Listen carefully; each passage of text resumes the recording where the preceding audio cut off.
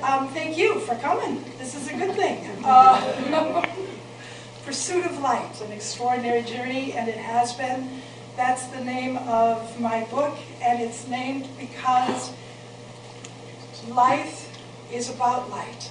Life is about finding the love and the capacity for love that we are. Life is about understanding that it is not a bad or a wrong thing to look at the challenge. It's essential that we look at the challenge. But it's essential that we look at the challenges and learn how to name them. They are not who we are. They are aspects that represent an opportunity if we choose to take the opportunity.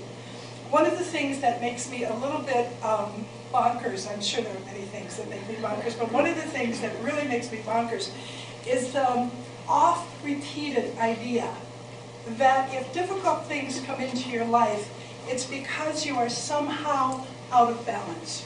Because really, if you were congruent or in alignment, nothing would ever go out of balance. And the truth is, it's exactly the opposite. If you have a deep intention, if you have a passion or a desire for what you want to know in your life, for what you want to experience in your life, then the surrender place is to allow whatever it is that needs to come up in order to reveal your next level of wisdom, of acceptance, of possibility. You let that come up. So when the challenge comes up, if you start thinking, what am I doing wrong? Then you have just closed the window of opportunity and turned off the little light bulb. You don't want to do that. It's the question when you're in challenge to say, this is going to be so interesting to see how it works out, because I've already created an intention. I've already created a desire. I've already created a passion. And all I want to do is learn more about how to get from here to there, and there is a part in me that knows how to do that. I know that from the most pragmatic ways and also from some exquisitely esoteric ways. The pragmatic is having been a little girl who should have technically on paper died. And I didn't. So what was that kept me going? There was a spark of some potential that I was, through the grace of God and all that we are together, able to hold on to, that kept me going, that allowed me to hang in here long enough to actually create something beyond just hanging in there, that allowed me to have a real life, that allowed me to find the pursuit of that which I am, and understand that that which I am is that which we are. And that if I will take the time to see the light in me, to find the light in me, to move through the judgment and the lack of forgiveness and all of the little biases that we have inside of ourselves, and allow the light that I am to show forth, then the rest of it is easy. Because if I can see the light in me, how can I not see the light in you? How can we not connect? We cannot give what we do not own. We just can't give it. We can give aspects of it, and we can give pieces of it. But if I want to fully be able to love you, I must first have to love me. I have to have forgiven me for all the places where I have screwed up. I have to have forgiven me for all the places where I am just miraculously imperfect, and know that that imperfection is going to hang around for as long as I do. It isn't about the imperfection or the perfection. It's about the passion for knowing more of the love and the light that we are. So what if?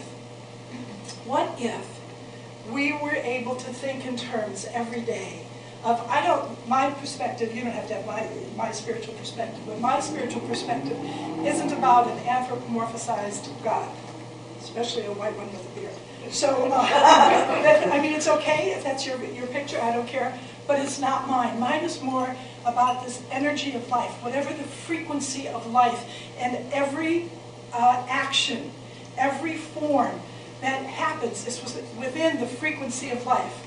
So, technically, that which I would call God doesn't actually have eyes to look through.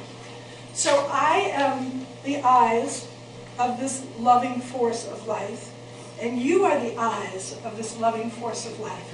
And what if every day when we looked in the mirror, we dropped our biases about ourselves, and we looked through these eyes as though we were looking into the mirror through the eyes of God.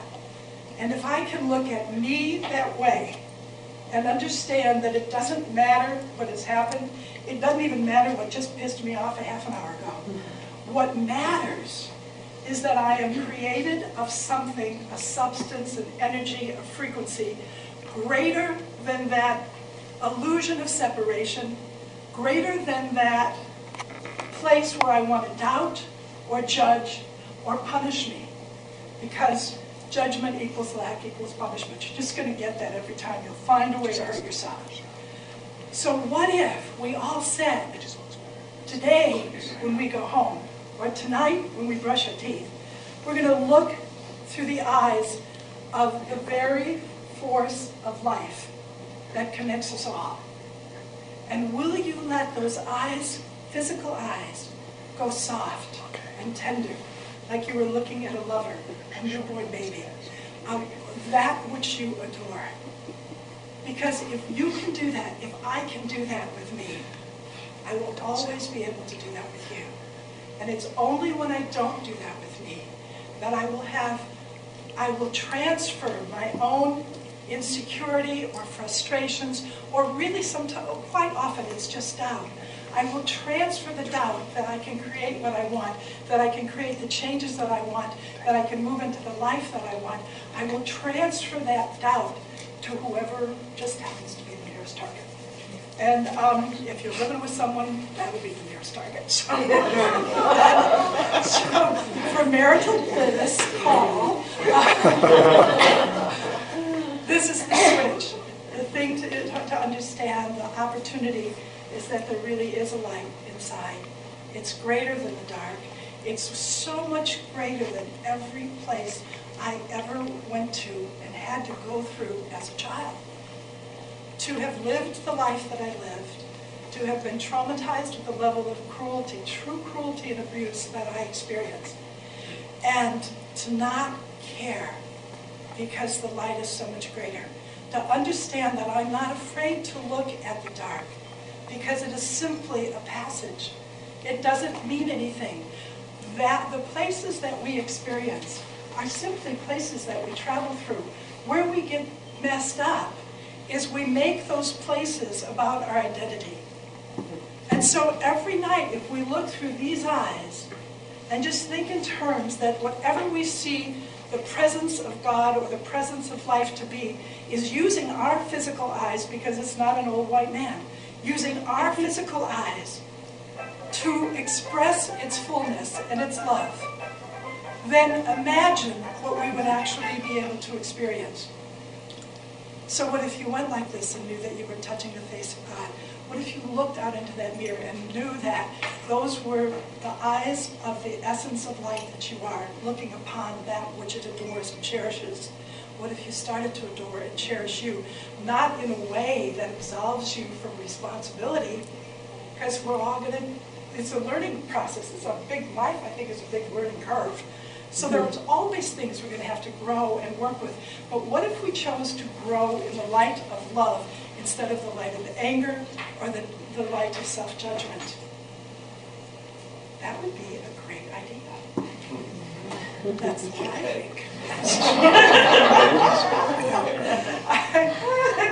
I had was at a book signing, a book fair a while back.